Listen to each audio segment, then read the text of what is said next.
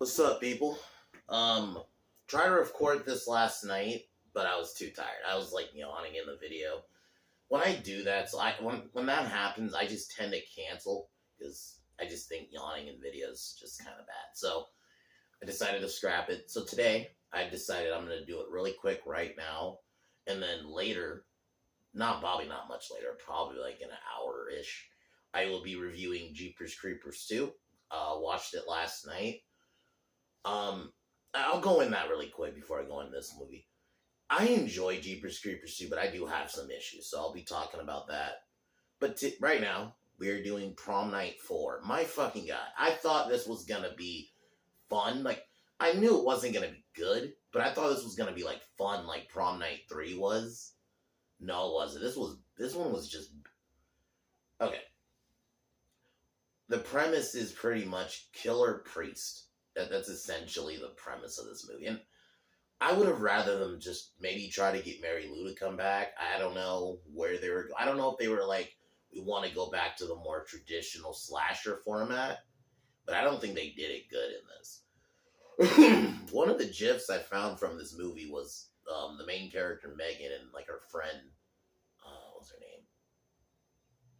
Like Moran. I'm going to be honest, the characters don't really matter. But her friend, they're in like bikinis. And I was thinking, oh, this movie can't be that bad if you have this as a scene. And my god, it was fucking bad. It's boring. I think the biggest sin of anything is fucking boring. Like, even the kills are kind of boring. I was like this the whole time. I just...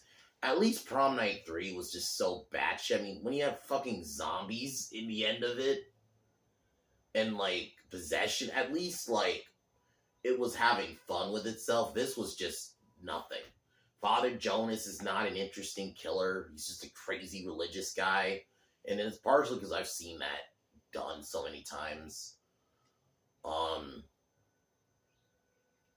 The leads suck. They're not really interesting.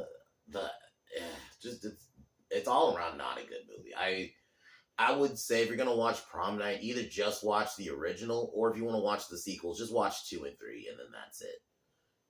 Or the remake, which I actually will review next week. I actually enjoyed the remake, but yeah, don't watch this one. This one is just bad, man. Unless you're like a completionist, don't watch it. It's very, like, boring is, like, probably the biggest word I would use of anything. It is, like, nothing happens, and even the kills are boring. So the premise is, Father Jonas, he's this crazy priest, kills a group, 2 kids, a couple, in the beginning of the movie back in the 50s. Then, like, this religious organization... Basically, he implied, like, they mention, like, you know, because it's priests, they do mention the child molestation thing. Very quick, though. Then, yeah, they keep them secret for, like, 20 years. I think we jump time now. Like, this is 92 when this film came out. So, a group of kids, Jeff, Megan, and the other, I'm going to be honest, their names I did not really pay attention to. They decide to skip prom and stay at this random house for reasons, okay? And while this happened, and Father Jonas gets out, kills the priest that was watching over him, and starts a murder spree, and starts murdering those teens in the house, and they have to survive. It's essentially the movie. I mean, it's not good. The music's not... There's music in here, I'm like, this is just straight up Halloween music, or this is from another horror movie, like, or it's the same, like, in the same beat. It's not even like, But anyway, 4 out of 10. This movie sucks. Anyway, I'm gonna get started here. Later, I gotta stop saying later. It'll probably be uploaded later, but in about an hour ish, about an hour, I will be reviewing Jeepers Creepers 2. Then tomorrow, that's the reason I'm doing Jeepers Creepers 2 so early, because I'm not going to be able to be around later. So later than tomorrow, I can't wait till tomorrow because it's gonna be. I love watching things for the first time. I'm gonna be watching Phantasm. This is a movie I should have been watched, but I just never did. So I'm gonna watch it tomorrow. I can't wait. So, but I'm gonna get started here on the Prom Night 4. It's not a review. This is a rant. This movie is pretty bad.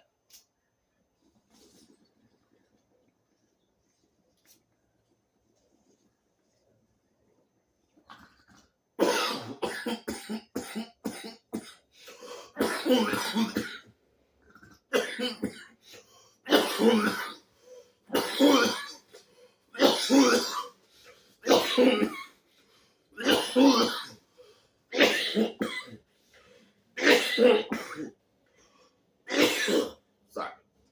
So the movie opens with a couple, ditching prom, going in the car, standard horror movie shit, hooking up in the car.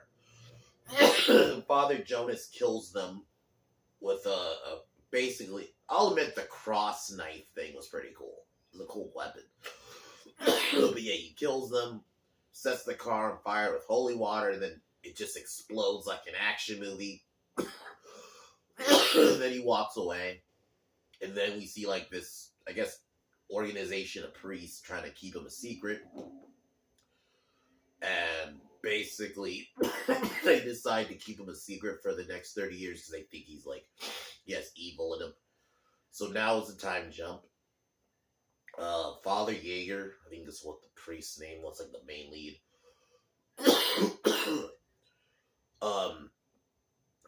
I think he ends up dying, and then basically his understudy, I don't remember his name, but he basically has to take over and watch over Father Jonas, who's been like, because they've been drugging him, he's basically been in like a coma state. But because the father doesn't, while this happens, this is kind of where we meet our main characters, and they're just boring. Main character's name's Megan. She's cute. That's probably the only thing I can really say. The chicks are cute. But there's nothing about them. Like, every scene there, I'm just like, whatever. So they're like getting ready to go to prom, and it's the same shit. Like her boyfriend, Megan's boyfriend, wants to like have sex, but she's a virgin. Sorry. But and that's pretty much the movie. So I'm gonna jump ahead at this point. So Megan and her boyfriend and her friend have plans to go to decide to skip prom and go find somewhere, because I think her boyfriend Jeff or his friend have a place they can go. And while this happens, Father Jonas wakes up because the priest that was watching over him, I think, didn't give him the drug, so he wakes up and Father Jonas murders him, and he basically escapes. The church comes back and they have to stage the priest's murder to look like a suicide because they don't want the story out. So Father Jonas is out now. Starts hunting. Yeah, he basically kills like sinners. Sorry about that. So so they're at the house and everything seems stolen and they don't know what's going on, but they decide to stay there. While this is happening, Jeff has a younger brother he's watching over his younger brother is essentially a cuck. I'm gonna say it because he likes watching his brother have sex. I'm sorry, he's a fucking cuck. Just like that's in the movie. I don't. So he's watching them have sex. He's watching Jeff fuck his girlfriend. Father Jonas kills him. I can't really even say there's any decent kills because kills are really quick. The blood looks terrible. Like, it looks like paint at times. And like, that's either paint or like ketchup. Anyway. So he kills Jeff's brother. Then I think not Megan, her friend dies. She ends up getting killed because she gets, after having sex with Jeff. So I think Jeff was looking for her boyfriend was looking for like wine, and she ends up this is where she gets killed. And then her boyfriend notices, so calls Jeff and Megan to like help him look for her. So they do that. Um, her friend's boyfriend ends up getting killed next, which I'll admit this kill was actually kind of brutal. I think he like squeezed his skull in. I mean, cool. Then it's just Jeff and Megan left. Jeff then ends up getting killed. I'm sorry I'm going through this movie really quick, but this movie's short too, so it's not even long. But I would don't watch. The kills are boring. Nothing about this captivates me. The killer doesn't captivate me. At least like with Mary Lou, she was captivating even in the third film. Even that film is fucking batshit, but at least Mary is charismatic and she kept the movie going. Father Jonas is just boring. And the whole religious, crazy killer preacher or killer, like, religious guy, I think is done way better in later movies, in other movies. Doing it in this one is just meh. So she ends up getting, we get like a final girl, even though she's a boring final girl chase. She finds a gun, she sprays him with bug spray, and manages to find a gun. And basically shoots him. Seemingly he dies, but no, he gets back up. And then they're in like a barn or a shed. And then he starts to set it on fire. But then she like hits him with something. And basically Jonas ends up getting set on fire and burned. And then like the police show up. And seemingly everything's fine. And then, because I think at this point Megan's like unconscious also. Both Megan and the priest wake up. I don't even know what that scene is for. I don't know what they're like. With the priest, I get it. He's like the killer. You always do the whole fake out the killer's alive thing in the end. Where they wake up in the ambulance. Why are we doing that with her? She's the lead. I didn't even get what they. This movie's bad. I really don't understand why this was even made. It feels cheap, and I can ignore the cheapness of it, because, I mean, Prom Night 3 was cheap too, but at least it captivated me. This was just such a bore. The chases were a bore, the kills are boring, the Father Jonas is boring as a killer. Not a good movie at all, and I get they thought the idea, let's go back to the more traditional slasher aspect about Prom Night, and maybe that's what they were going for, because like this one there's no weird like supernatural shit like in the other two. But I'm gonna be honest, at least that made that movie captivating. This was just almost a bad attempt at doing the first, instead of it being in a school, but like a bad attempt at just a bad slasher, and that's what this was. 4 out of 10.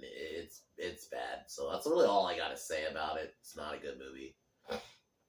If you're gonna watch it, I'd only say watch it if you're just a completionist. But that's about it. Next Tuesday, I will be doing the remake, which I've only seen a couple of times. I actually enjoyed the Prom Night remake.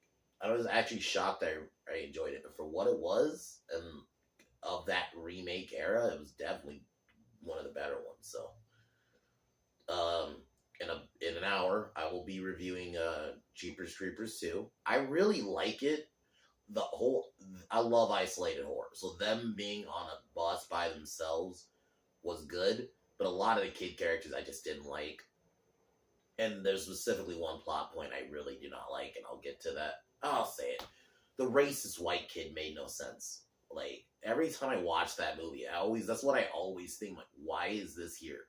It feels like forced conflict. Even during, like, the whole creeper attacking, why are we still doing that angle? Anyway, I'll talk about that more later in an hour, but overall, I enjoy it. I think the ending is fucking badass, so I'll be talking about that in an hour. Tomorrow, I will be doing Phantasm, so I can't wait for that. So I'll be talking about that. So in an hour, I'll be doing Jeepers Creepers 2. But 4 out of 10 for Prom Night 4. Deliver Us from Evil, or I think that's what the title was. But anyway, I'm going to cheers and peace out.